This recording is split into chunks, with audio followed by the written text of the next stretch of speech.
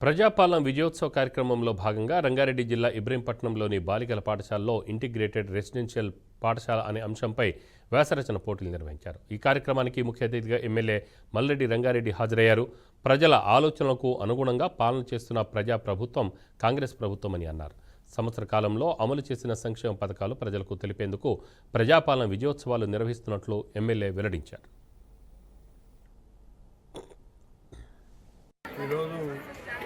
ప్రభుత్వం తలపెట్టిన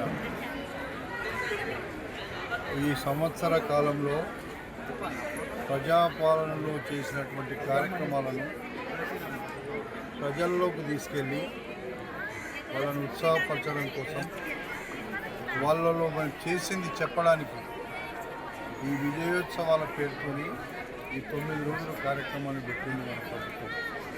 అందులో భాగంగా ఈరోజు పాఠశాల విద్యార్థులు విద్యార్థినులతో ఒక కార్యక్రమాన్ని మొదలుపెట్టించి ఈ కార్యక్రమాన్ని ఈరోజు ఇక్కడ స్టార్ట్ చేసినాం. ఇబ్రహీంపట్నంలో చేసిన 10 సంవత్సరాలు చెయ్యని పనుల కంటే ఎక్కువ మేము చేస్తూనే వాళ్ళు చేసిన 7 లక్షల కోట్ల రూపాయల అప్పులకు మిత్తిలు వడ్డీలు కడుతూనే అసలు వడ్డీలు కడుతూనే మేము చెప్పినటువంటి పథకాలను అమలు చేసే కార్యక్రమంలో భాగంగా ఇంకా కొన్ని మేము చేయాల్సి ఉంది. అవి కూడా ఒకవైపు రైతులకు